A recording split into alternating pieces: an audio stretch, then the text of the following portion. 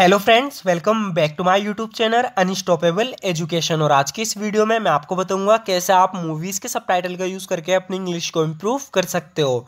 So friends, एक बहुत ही बेहतरीन तरीका है इंग्लिश सीखने का। अगर आप भी अपनी इंग्लिश को इम्प्रूव करना चाहते हो और इंग्लिश अच्छे से बोलना चाहते हो तो इस वीडियो को एंड तक ज़रूर देखना। सो फ्रेंड्स, बिना किसी देरी के शुरू करते हैं आज की वीडियो और देखते हैं आज का अपना पहला सेंटेंस। सो फ्रेंड्स, यहाँ पर ये बोल रहा है कि उसके जल्दी ठीक होने की उम्मीद बहुत कम है। सो फ्रेंड्स, यहाँ पर कोई बीमार है जिसके बारे में बात कर रहे हैं। कह रहा है कि उसके जल्दी ठीक होने की उम्मीद बहुत कम है। इसे इंग्लिश में बोलेंगे there is very little hope of her getting well soon. There is very little hope of her getting well soon, यानी उसके जल्दी ठीक होने की उम्मीद बहुत कम है। There is very little hope of her getting well soon. अब हम उसके लिए सिर्फ दुआ कर सकते हैं। Now all we can do is pray for her. Now all we can do is pray for her, यानी अब हम उसके लिए सिर्फ दुआ कर सकते हैं। Now all we can do is pray for her. ये तो बस शुरुआत है। कोई इनसे कह रहा है कि this is just beginning. This is just beginning, यानी ये तो बस शुरुआत है। तुम्हें जिंदगी में बहुत सी कठिनाइयों को झेलना पड़ेगा। You will have to endure a lot of hardships in life.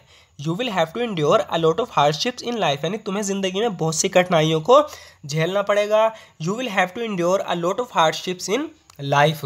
ये गाना हमेशा मुझे मेरे स्कूल के दिनों की याद दिला देता है। तो यहाँ पर किसी गाने के बारे में बात चल रही है। कह रहा है कि this song always reminds me of my school days.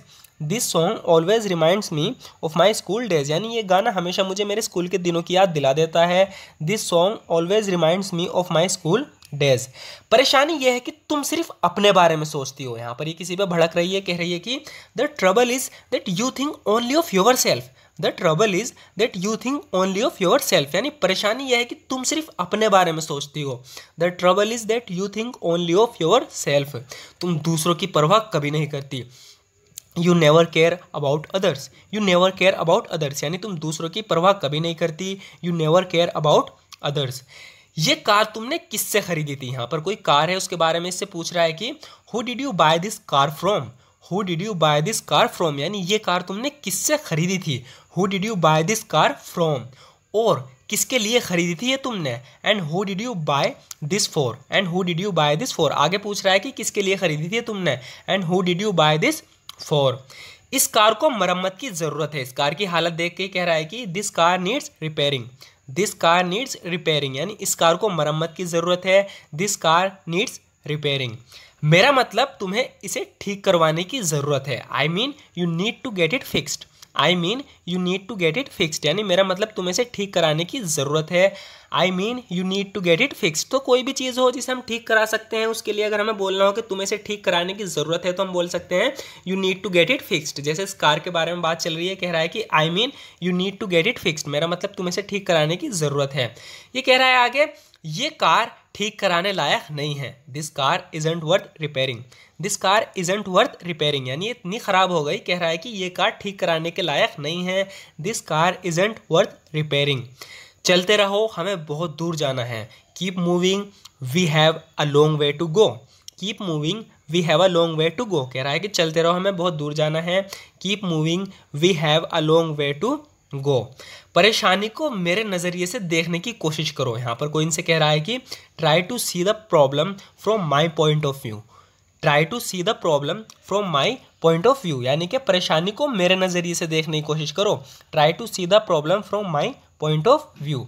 अन्यथा तुम 5 मिनट भी नहीं टिक पाओगे। Otherwise you won't be able to last 5 minutes. Otherwise you won't be able to last 5 minute, अन्यथा तुम 5 मिनट भी नहीं टिक पाओगे। अगर तुमने कुछ नहीं किया तो वो तुम सबको मार देगा। If you do nothing he will kill you all. If you do nothing he will kill you all, ये इनसे कह रहा है कि अगर तुमने कुछ नहीं किया तो वो तुम सबको मार देगा। If you do nothing he will kill you all.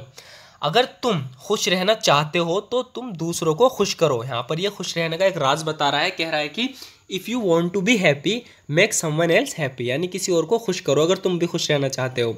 If you want to be happy make someone else happy. शायद तुम्हें नहीं पता लेकिन perhaps you don't know but, आगे कह रहा है कि perhaps you don't know but, शायद तुम्हें नहीं पता लेकिन हर साल लाखों लोग भूखे मरते हैं। Millions of people starve to death every year. Millions of people starve to death every year, यानी हर साल लाखों लोग भूखे मरते हैं। इसीलिए जो हमारे पास है उसके लिए हमें हमेशा शुक्रगुजार रहना चाहिए। That's why we should always be grateful for what we have. That's why we should always be grateful for what we have, कह रहा है कि इसलिए जो हमारे पास है उसके लिए हमें हमेशा शुक्रगुजार रहना चाहिए। That's why we should always be grateful for what we have. जो दिखता है वो हमेशा सच नहीं होता है। यहाँ पर ये लड़की कह रही है कि what seems isn't always the truth. What seems isn't always the truth. So friend, ये एक ऐसा सेंटेंस है जिसको आप जब भी कभी ना कभी ऐसे सेंटेंस आपको बोलने की ज़रूरत पड़ ही जाती है। जब भी आप इंग्लिश में बात करोगे इस तरह के सेंटेंस हम बोल ही देते हैं आमतौर पर कि जो दिखता है वो हमेशा सच नहीं होता। तो इस इंग्लिश में बोलेंगे what seems isn't always the truth. लगता है तुम सब समझ नहीं रहे ये कितना सीरियस मामला है। इसे इंग्लिश में बोलेंगे you all don't seem to understand how serious this matter is. You all don't seem to understand how serious this matter is. तो यहाँ पर इन सबको समझा रही है, कह रही है कि लगता है तुम सब समझ नहीं रहे कितना सीरियस मामला है। You all don't seem to understand how serious this matter is. यहाँ तक कि छोटी सी भी गलती हम सबको मरवा सकती है। Even the slightest mistake can kill us all. Even the slightest mistake can kill us all. यहाँ तक कि छोटी सी भी गलती हम सबको मरवा सकती है। Even the slightest mistake can kill us all. मैं जानता हूँ तुम इस वक्त मुझसे बहुत नाराज होंगी। I know you must be very angry with me right now. I know you must be very angry with me right now. मैं जानता हूँ तुम इस वक्त मुझसे बहुत नाराज होंगी। I know you must be very angry with me right now. लेकिन सच सुनना हमेशा आसान नहीं होता। But the truth is not always easy to hear. But the truth is not always easy to hear. लेकिन सच सुनना हमेशा आसान नहीं होता। But the truth is not always easy to hear. तुमने उन्हें ना बताकर अच्छा काम किया। You did the right thing by not telling them. You did the right thing by not telling them, यानी तुमने उन्हें ना बताकर बहुत अच्छा काम किया।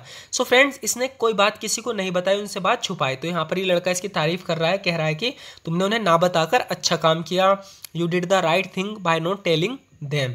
मैं जानता था कुछ तो गड़बड़ है, लेकिन मैंने ऐसी उम्मीद कभी नहीं की थी। यहाँ पर इनसे कह रहा है कि I knew something is wrong but I never expected this. I knew something is wrong but I never expected this. कह रहा है कि मैं जानता था कुछ तो गड़बड़ है, लेकिन मैंने ऐसी उम्मीद कभी नहीं की थी। I knew something is wrong but I never expected this. So friends, आज की वीडियो में इतना ही। ज़रूर बताना आपको वीडियो कैसी लगी। अगर आपको वीडियो थोड़ी सी भी यूज़फुल लगी हो तो हमारी इस वीडियो को लाइक ज़रूर कर देना, क्योंकि आपके एक लाइक से हमें मोटिवेशन मिलती है इसी तरह की वीडियोस बनाने की। सो फ्रेंड्स, अगर आपको ये तरीका पसंद आया हो, अगर आप भी इसी तरीके से अपनी इंग्लिश को इम्प्रूव करना चाहते हो और इंग्लिश अच्छे से बोलना चाहते हो, और सबसे ज़रूरी बात, अगर आप भी रेगुलर इसी तरीके से प्रैक्टिस करना चाहते हो, क्योंकि अगर आप इंग्लिश बोलना चाहते हो तो आपको प्रैक्टिस रेगुलर ही करनी पड़ेगी। सो फ्रेंड, ये एक बेहतरीन तरीका है प्रैक्टिस करने का। अगर आप भी इसी तरीके से रेगुलर प्रैक्टिस करना चाहते हो तो हमारे चैनल को ज़रूर सब्सक्राइब कर लेना, क्योंकि इस चैनल पर इस तरह की वीडियोस हम रेगुलर अपलोड करते रहते हैं। सो फ्रेंड्स, ज़रूर बताना आज की वीडियो कैसी लगी। अगर आपको आज की वीडियो थोड़ी सी भी अच्छी लगी हो तो लाइक ज़रूर कर देना। And thank you so much for watching this video friends.